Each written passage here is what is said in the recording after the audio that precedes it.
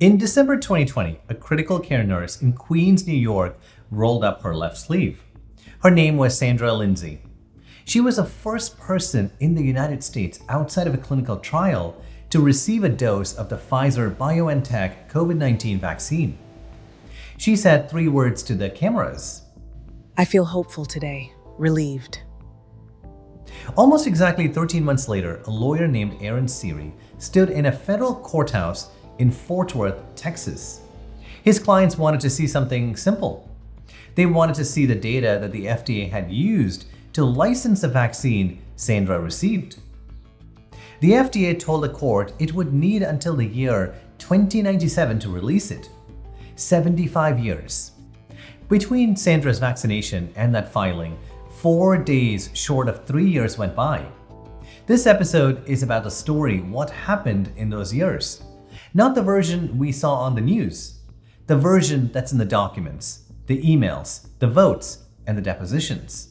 The versions that's happening inside the buildings, in the rooms we weren't invited to, between people we mostly never heard of. 3 words ran through it all: safe and effective. The point of this episode is to put us in those rooms.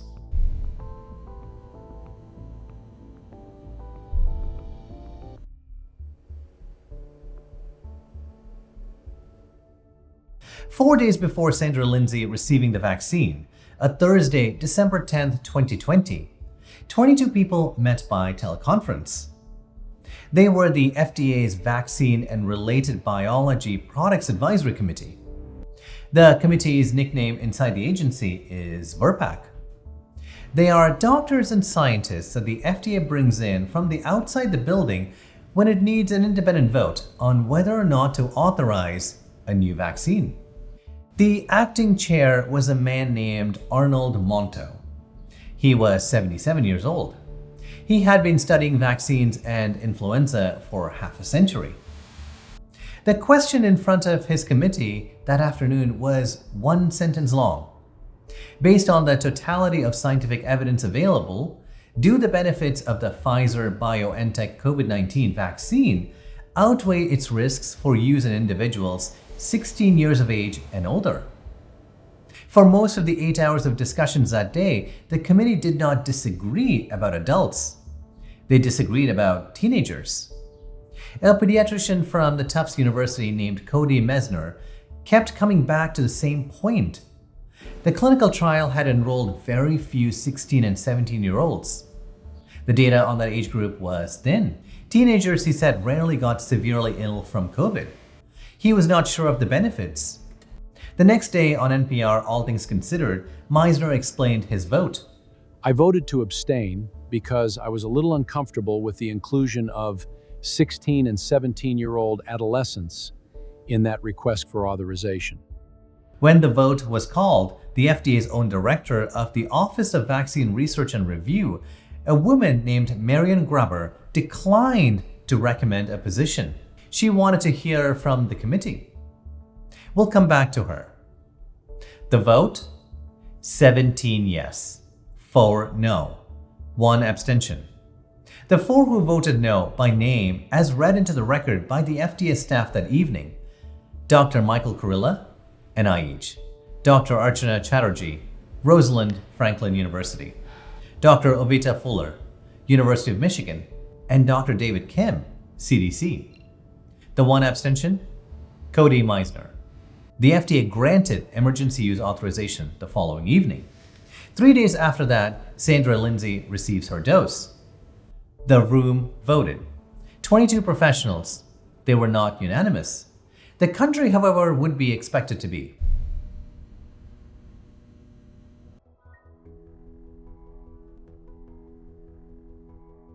The morning of Valentine's Day 2021, a senior medical officer inside the FDA sent an email to the man who ran the agency's biologics division. The medical officer's name was Anna Scharfman. She was not, in any sense of the word, an outside critic. Dr. Scharfman had built the FDA's safety surveillance system. In 2002, the FDA had given her an Outstanding Scientific Achievement Award, specifically for her contributions to safety data mining. The man she was writing to was Dr. Peter Marks. He had been at the FDA since 2012. Since 2016, he had run the Center of Biologics Evaluation and Research, the office known inside the agency as CBER. CBER is part of the FDA that regulates vaccine. Every vaccine licensed in the United States goes through it.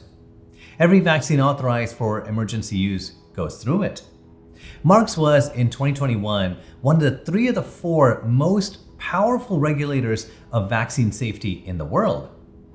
The algorithm that Sharfman's division was using to monitor the new COVID-19 vaccine was called MGPS. It had been invented by a statistician at Oracle named William Dumichel, the man Sharfman now wanted Peter Marks to meet. In her email to Marks, Sharfman explained that the algorithm Dumichel had invented, the very one that the FDA was using, had a known limitation.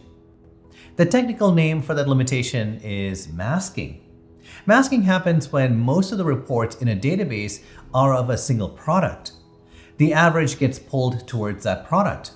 Safety signals from other products or from a different signal within the same product can sit beneath the threshold, even when, in absolute terms, they would otherwise stand out. In a database where 99% of the reports are for COVID-19 vaccines, the masking effect was not a theoretical problem. It was the problem. Sharfman told Marks, "There is a better algorithm." the man who invented our current one also invented its successor. Let us walk you through it. Marks took the meeting. In his reply on March 1st, 2021, he wrote, Thank you for taking the time to go over everything so carefully with us. We will work through the issues that you presented. That was the meeting on March 1st, 2021. 25 days later, Sharfman ran the new algorithm against FDA's own database and sent the results to her colleagues. 49 examples of extreme masking. Over 20 of those 49, when adjusted, surfaced as statistically significant safety signals. Adverse events the FDA's existing system had not been detecting. 3 of those signals: sudden cardiac death, Bell's palsy, pulmonary infraction. Those are not Anna Sharfman's conclusions. Those are the outputs of an FDA-approved algorithm run against the FDA's own database by the people who built the system. 3 weeks later, an FDA official named David Minsk wrote an email to 2 colleagues about how the agency should respond to Sharfman. Before we potentially reach out to Anna, we should meet internally. Many considerations not suited to email. In the following weeks, Sharfman kept sending more signals: acute myocardial infarction, non-site specific embolism and thrombosis, dementia, death, and sudden death. Those 4 words, death and sudden death, are the literal words in the analysis, not a paraphrase. The category was named in the file. On May 24, 2021, internal FDA meeting notes asked a question. The notes were obtained years later by the Senate Permanent Subcommittee on Investigations. The question was, is VAERS signaling for myopericarditis? The answer, for the age group 16 to 17 years and 18 to 24 years, yes. The committee had voted to authorize the vaccine for 16 and 17-year-olds was the same committee Cody Meisner had abstained from. Over those same ages. 5 months later, the FDA's own internal notes confirmed the signal that had bothered him. The FDA added myocarditis warning to the label 2 days after that meeting note on June 25, 2021. Almost exactly 4 years later, the FDA would update that warning. We'll come back to that too. In September of 2021, Peter Marks, the man that Sharfman had presented to in March, wrote to the director of her division. Anna has been asked to cease and desist. To his own colleagues elsewhere, Marks described his reasoning in a different sentence. Could create erroneous conflicts that feed into anti-vaccination rhetoric. For another 10 months, the FDA continued to send weekly data mining reports to a narrowing list of recipients. On July 12, 2022, a CBER official named Craig Zinterman sent the final weekly report. 4 months after that, an internal email between CDC officials surfaced the reason. I think that because of the FOIA, we may have asked FDA to stop sending these weekly data mining outputs. The first FOIA production of these weekly reports, held internally for nearly 4 years, did not happen until January 2025. The Senate report that lays all of this out, sourced to thousands of pages of HHS documents, was published on April 2026. The Senate's title for the report was a single word: unmasked. The woman who helped build the FDA's safety surveillance systems told the FDA that its safety surveillance system was not seeing what was there. She gave them a better tool, built by the man who had built the previous tool. They told her to stop. 5 years later, the documents she's been trying to send made it out anyway, under subpoena, on Senate letterhead. The signals are still in those documents, and so are the names of the people who told her to stop.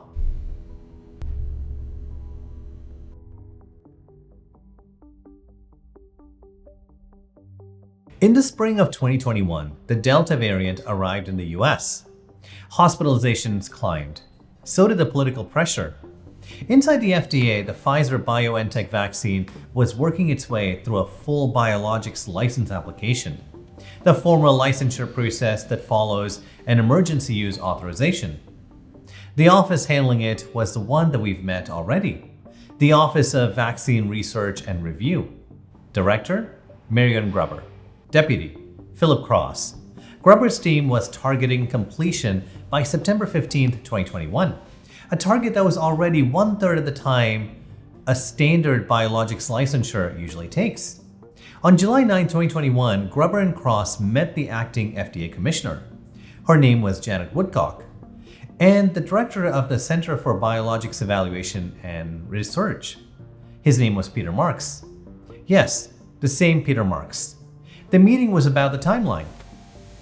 Marks and Woodcock wanted it further accelerated. Gruber explained that her staff could complete a credible review by September 15th, but not faster than that. 12 days later, Gruber sat down at a computer and wrote an email summarizing what has been said in the room. The email went to Marks and to Woodcock. Years later, that email would be quoted verbatim in a letter sent by the US House Select Subcommittee on the Coronavirus Pandemic to the FDA Commissioner. You expressed your concern about the rising COVID cases in the US and globally, largely caused by the Delta variant, and stated your opinion that, absent a license, states cannot require mandatory vaccination. That paragraph is central document of this episode. A career FDA scientist, 32 years inside the agency, writing down in her own words what her superiors had told her about why the licensure timeline needed to move faster. The reason stated is not safety. It's not efficacy. The reason stated is mandates. Between July 9th and July 16th, something changed. Peter Marks' view of how fast a review could move. The internal record did not tell us, in plain language, what that something was. But it does tell us what happened next. A few days later, Marion Gruber planned to be temporarily out of office. Standard FDA practice, the practice that had governed her office for decades, would have had her deputy Philip Cross step in as acting director. Woodcock designated that role to Peter Marks. In her own internal memorandum, Gruber wrote, I expressed my disagreement with these decisions because standard procedures are for the deputy office director to assume an acting role when the office director is out of the office. The review continued. The clock kept moving. August 9th, 2021. Secretary of Defense Lloyd Austin signals intent to require military vaccination conditional on full FDA approval.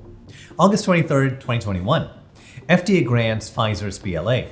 Approval letter signed by Marion Gruber. August 24th, 2021. Austin issues a formal Department of Defense mandate memo specifying the use of FDA licensed product. August 27th, 2021. Marion Gruber submits her resignation. August 30th, 2021. Peter Cross submits his. August 31st, 2021, both departures announced publicly. September 9th, 2021, President Biden announces the federal mandate framework.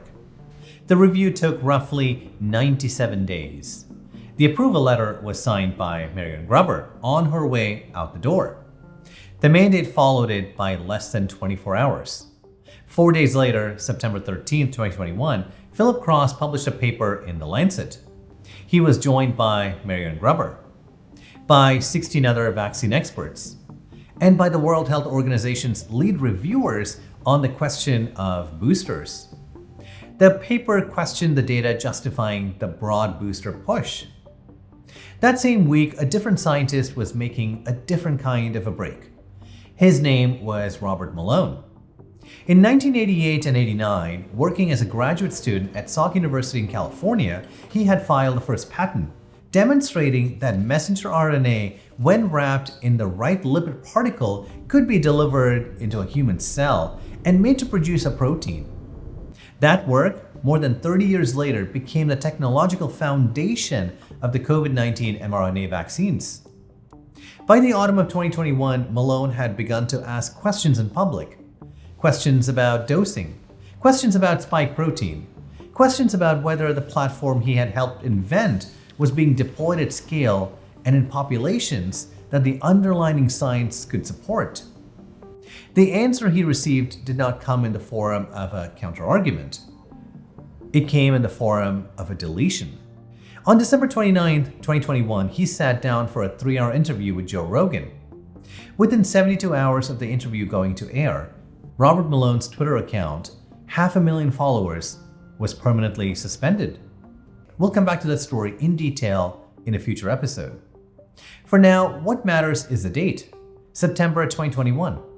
A paper in The Lancet, a scientist starting to speak in public. The same month Marion Grubber walked out of the FDA.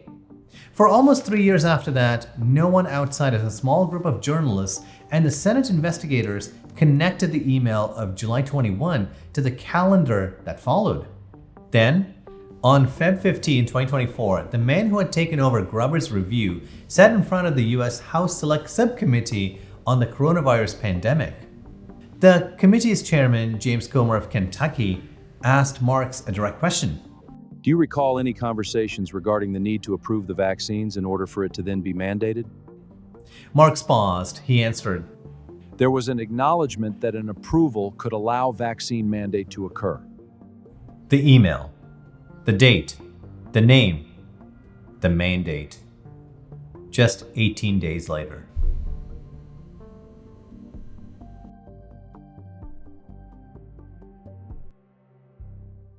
The signals that surfaced inside the FDA in 2021 were not the first warnings about the coronavirus vaccines.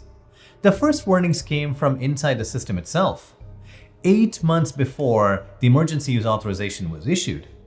On the public record, in front of cameras.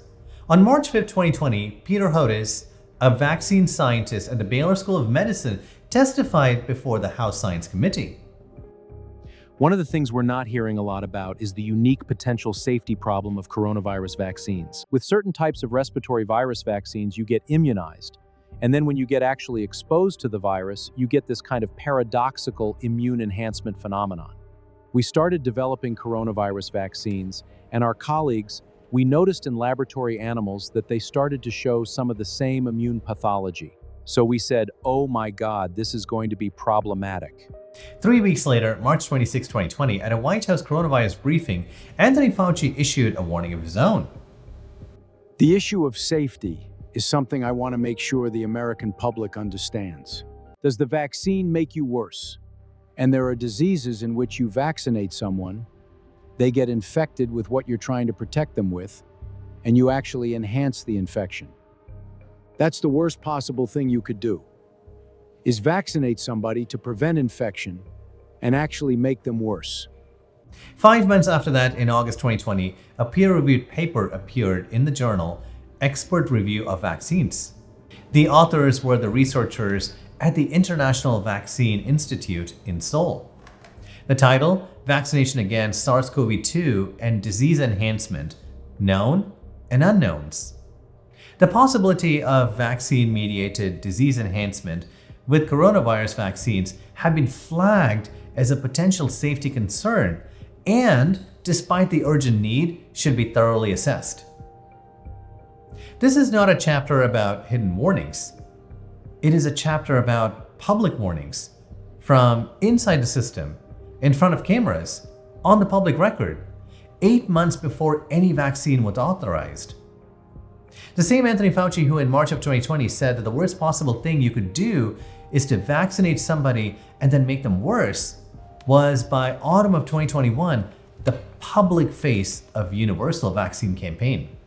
The same Peter Hotez who in March of 2020 told Congress the immune enhancement risk was going to be problematic was by 2021 calling for more shots, not fewer.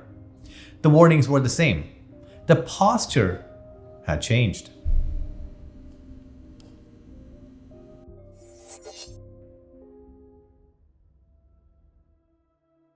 We left Marion Grubber on August 27, 2021, submitting her resignation 4 days later after she had signed the approval letter for Pfizer's vaccine. What happened in those 4 days between her signature and her resignation? On August 24th, 24 hours after the BLA was granted, Secretary of Defense Lloyd Austin issued a formal memorandum requiring mandatory COVID-19 vaccination for all members of the U.S. Armed Forces. The memo specified that the mandate would use FDA-licensed product.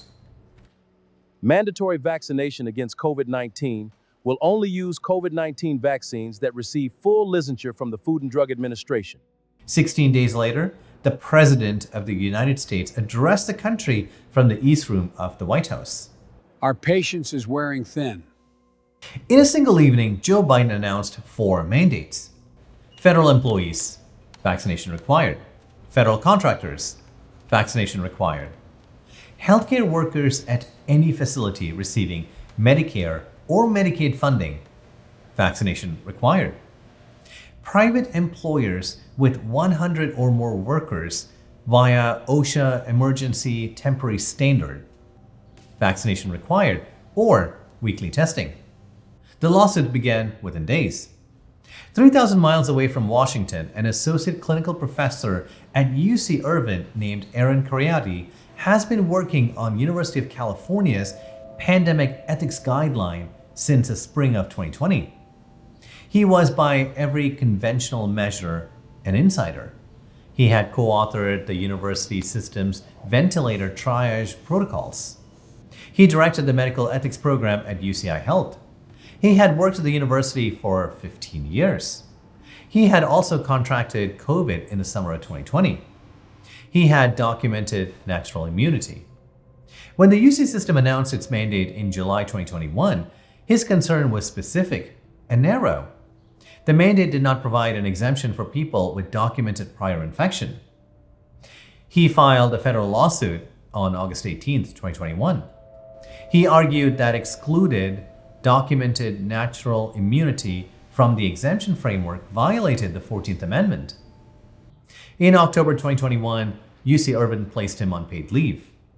On December 16, 2021, UC Irvine notified him of his termination. After 15 years, in the same months, in different rooms, on different sides of the country, Marion Grubber, 32 years inside the FDA, resigning. Aaron Kheriaty, 15 years at UC Irvine, fired. They disagreed with the same decision in the same season.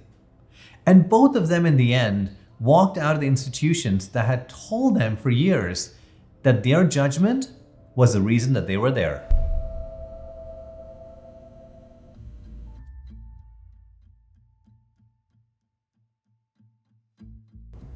Four days after Marion Grubber signed the approval letter on August 27, 2021, a nonprofit called Public Health and Medical Professionals for Transparency filed a Freedom of Information Act request with the FDA.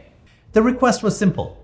It asked for the records that the FDA had used to license the Pfizer vaccine. The nonprofit's members were not anti-vaccine activists. They were doctors and public health professionals from Harvard, Yale, UCLA, and other major medical institutions. Their stated position was and remains that they take no position on the data, They believe it simply should be available to independent reviewers. The FDA in November of 2021 responded with a proposal. The agency told the court it would release the documents at a pace of 500 pages per month. Estimated total page count, 451,000 pages. Proposed pace, 500 pages per month. Year of full disclosure, 2097. The FDA was asking the court for 75 years. The case landed before a United States district judge in the Northern District of Texas, Fort Worth Division, a Trump appointee named Mark Pittman, 4 years into the federal bench. On January 6, 2022, Pittman issued a 4-page order. He recognized the burden that the FOIA request would impose on the agency. He recognized the FDA's stated reasons. And then he quoted James Madison. A popular government without popular information or the means of acquiring it is but a prologue to a farce or a tragedy, or perhaps both. Pittman ordered the FDA to release the documents at 55,000 pages every 30 days, beginning March 2022. 8 months, not 75 years. A week after Pittman's order on January 13, 2022, the US Supreme Court split on the federal mandates. The OSHA private employer mandate was stayed. The healthcare worker mandate for Medicare and Medicaid facilities survived. 2 cases, National Federation of Independent Businesses versus OSHA and Biden versus Missouri, decided on the same day. By August of 2022, roughly 1.2 million pages of the Pfizer file was online. Aaron Series clients and the members of the public could now read them. The FDA said 75 years. A federal judge in Fort Worth, citing James Madison, said 8 months. That was what changed.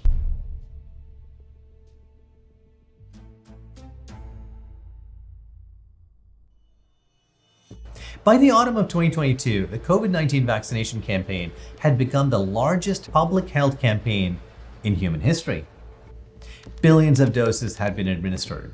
Hundreds of millions of people have been told in dozens of languages that vaccinations protected not just themselves, but the people around them. In a hearing room of the European Parliament's Special Committee on COVID-19, on October 10, 2022, a Dutch member of the parliament named Rob Rose asked a simple question. The question was directed at an executive of Pfizer, the company that made the vaccine that Sandra Lindsay had received 22 months earlier. Her name was Janine Small. Rose asked, Was the Pfizer COVID vaccine tested on stopping the transmission of the virus before it entered the market? If not, please say it clearly. If yes, are you willing to share the data with this committee? Small answered, No. We had to really move at the speed of science.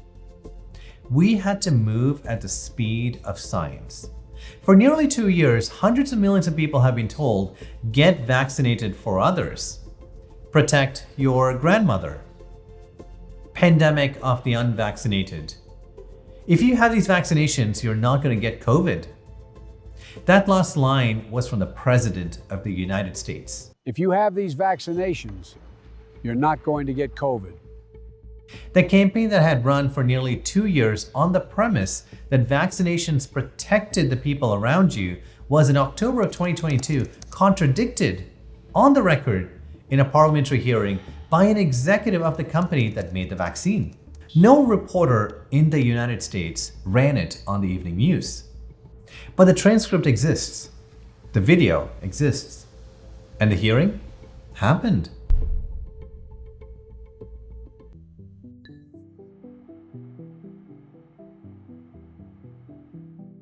The pattern we've seen so far, career officials communicating in ways they preferred would not be subject to public records law, was not isolated to the FDA.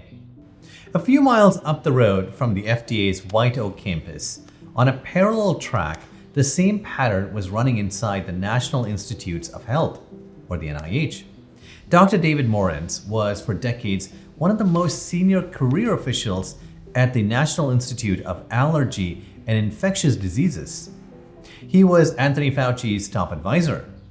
He was a fixture at the agency's epidemiology operation. In February of 2021, 6 weeks after the first emergency use authorization, Morens wrote an email to a colleague at the NIH.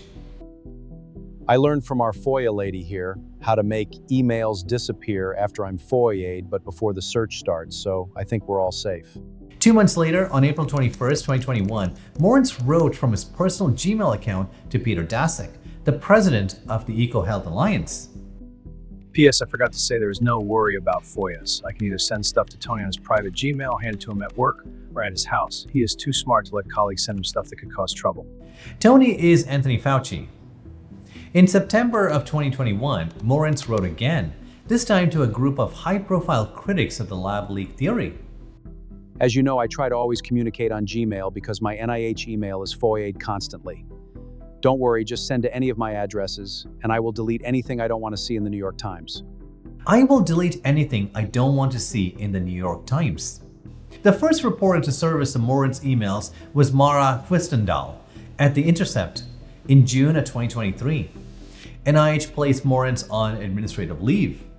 In April of 2024, the House Select Subcommittee subpoenaed his personal email. On May 22, 2024, Morens testified under oath. In his testimony, Morens conceded at one point these words, I shouldn't have done that, that's wrong. 12 days later, Anthony Fauci sat in the same hearing room. Fauci testified that Morens' conduct had indeed violated NIH policy. The House Select Subcommittee then released a staff memo and roughly 30,000 pages of Morens' emails. And on April 28, 2026, the US Department of Justice indicted Dr. David Morens. Acting Attorney General Todd Blanche in the announcement said, These allegations represent a profound abuse of trust at a time when the American people needed it most, during the height of a global pandemic. This is not a chapter about whether the virus came from a lab. This episode is not about that question. This is a chapter about whether the records that would let the public answer that question or any question were kept in the way that law required them to be kept. The DOJ has alleged that they were not. A federal grand jury has agreed to that indictment. The trial is ahead. What we are seeing when we look at the FDA story and the NIH story side by side is the same posture inside two different agencies, the same chain of decisions, the same kind of email, and the same word, disappear.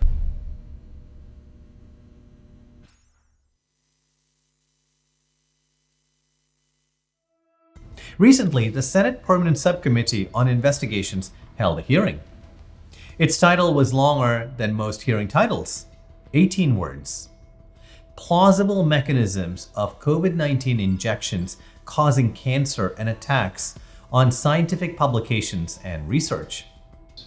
The hearing was about a question. The question is not whether the COVID-19 vaccines cause cancer. That is not the question, and that is not what this chapter says.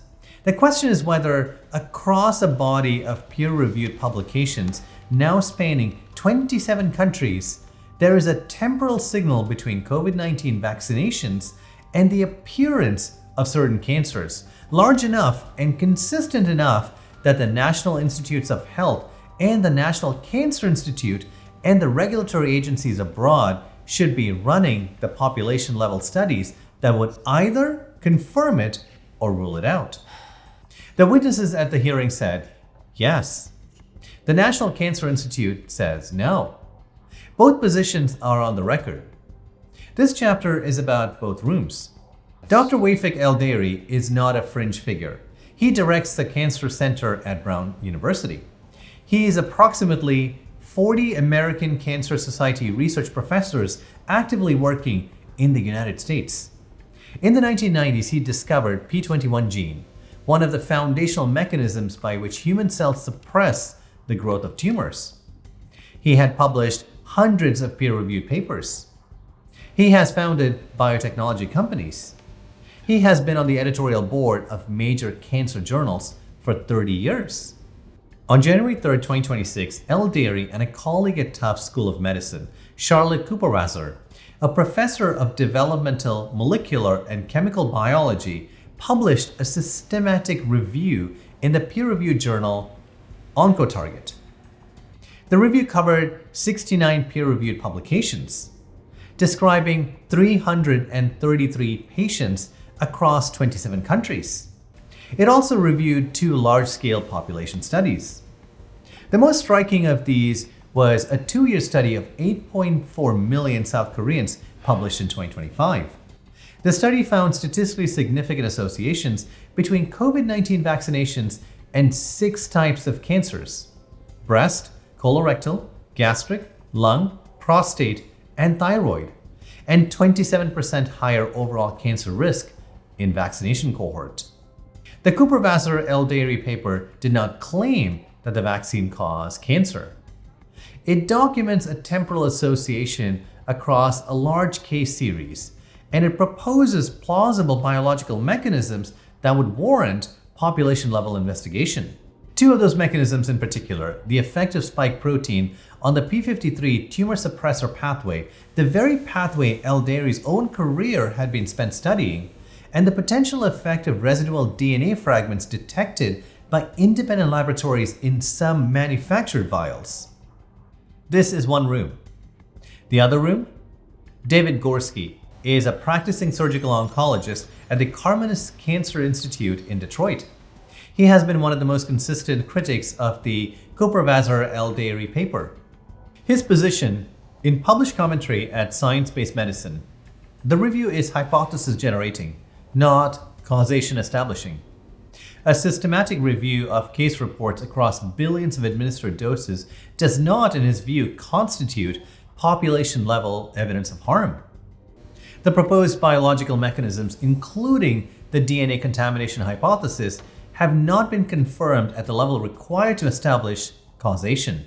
Until they are, the cancer claim is premature. The National Cancer Institute's official guidance reads, "There is no evidence that COVID-19 vaccines cause cancer, lead to cancer recurrence, or accelerate cancer progression." That is the official position of the National Cancer Institute, an agency within the National Institutes of Health. On June 3, 2026, in the Dirksen building, the senior Democrat on the Permanent Subcommittee on Investigations, Senator Richard Blumenthal of Connecticut, read that position into hearing record. The National Cancer Institute has concluded there is no evidence the vaccines cause cancer, lead to recurrence, or speed up disease progression. The chairman of the subcommittee, Senator Ron Johnson of Wisconsin, had called the hearing. Johnson's framing, also on the record, also in the same hearing, was that carcinogenicity studies required of any other class of pharmaceutical product was never completed before the COVID-19 vaccine received emergency use authorization. That second point about what tests were and were not done before authorization is not contested. It is a feature of the EUA framework. Carcinogenicity testing is part of the standard licensure pathway. EUA does not require it. The witnesses at the hearing alongside Eldairi included Dr. Angus Dalgleish, Professor Emeritus of Oncology at City St. George's, University of London, Dr. Sabine Hazan, a gastroenterologist and the head of the research lab for Genobiome, Dr. Saskia Mostert, a pediatric oncologist from the Netherlands, and Dr. Asim Malhotra, a British cardiologist. Several testified that their publications and their professional reputations had come under sustained attack after they raised signal in print. The room we are looking at is indeed 2 rooms. One has peer-reviewed paper from the director of Brown's Cancer Center, a systematic review of 333 patients across 27 countries, and a population study of 8 million Koreans. The other has the National Cancer Institute's official position, voiced into record by the United States Senator. Both rooms exist. Both are on the record. Both are speaking. The question of whether the COVID-19 vaccine in some subset of recipients are associated with cancer signals at population scale, that question is not closed. It is open. It is in front of peer reviewers, regulators, and Congress right now? The honest description of that question today is that the data is being collected, the studies are being argued over, and the answer has not yet arrived. This is where we stand.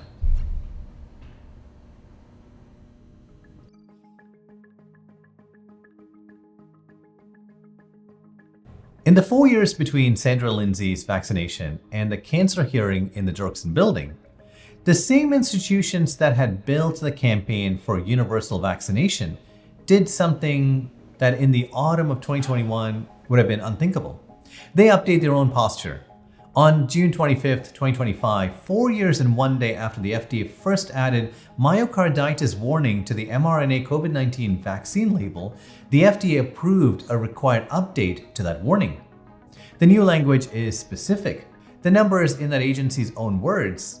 The estimated unadjusted incidence of myocarditis or pericarditis following the 2023-2024 mRNA COVID-19 vaccines is approximately 8 cases per million doses in the under 65 population. In males aged 12 to 24, approximately 27 cases per million doses. The highest observed incidence in males aged 16 to 25 in certain analyses was approximately 38 cases per million doses. The label now also reflects a cardiac MRI study following individuals who had developed myocarditis after vaccination.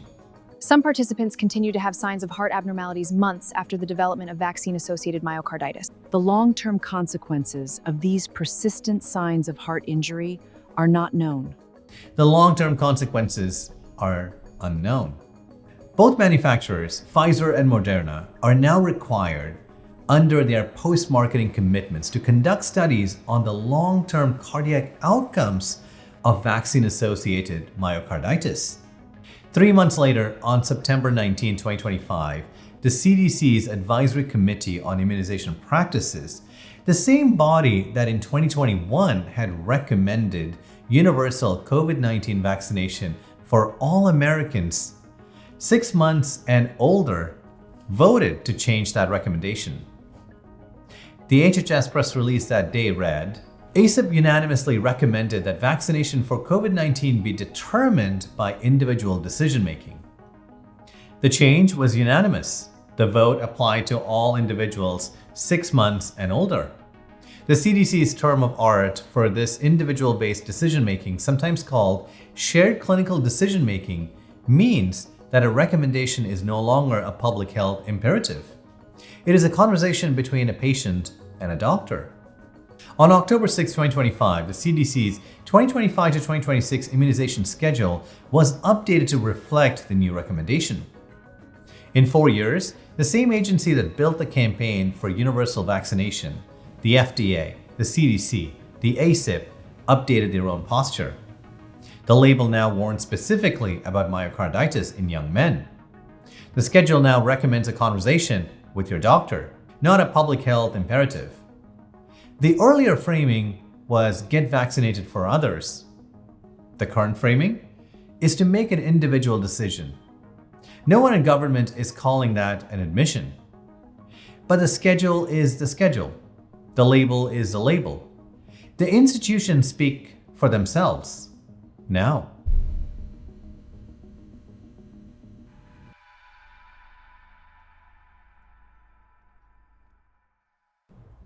At the start of this episode, we stepped into the rooms where 6 words were being defined. Now we have been in those rooms.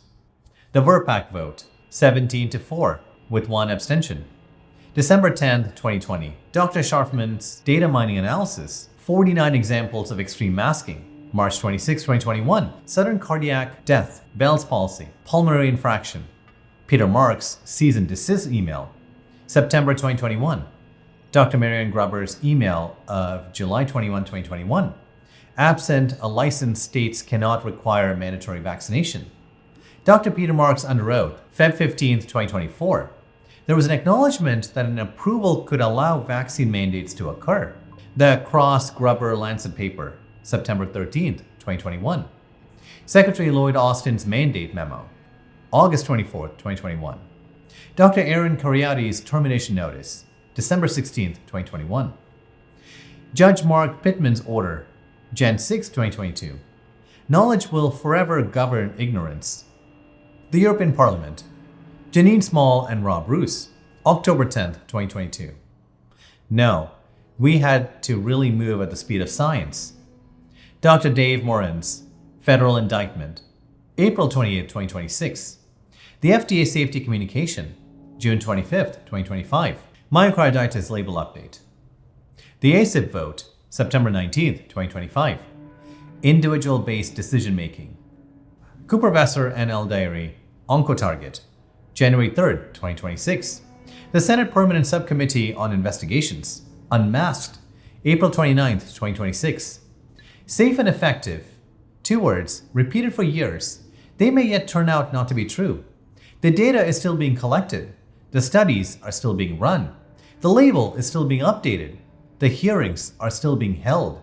But the people inside the institutions that repeated those words, Anna Scharfman, who built the safety system, Marian Gruber and Phil Cross, who ran the licensure office, the 4 no votes at VRBPAC, the committee that wrote the new schedule, the judge in Fort Worth, the cancer researcher at Brown, those people were having a very different conversation amongst themselves.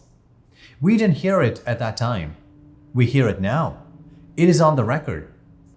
The point of this episode was to put us in the rooms where it was being decided what the phrase safe and effective would mean. Now, we have been in those rooms, and being in the room makes all the difference. My name is Patrick Carriel, and thank you for watching.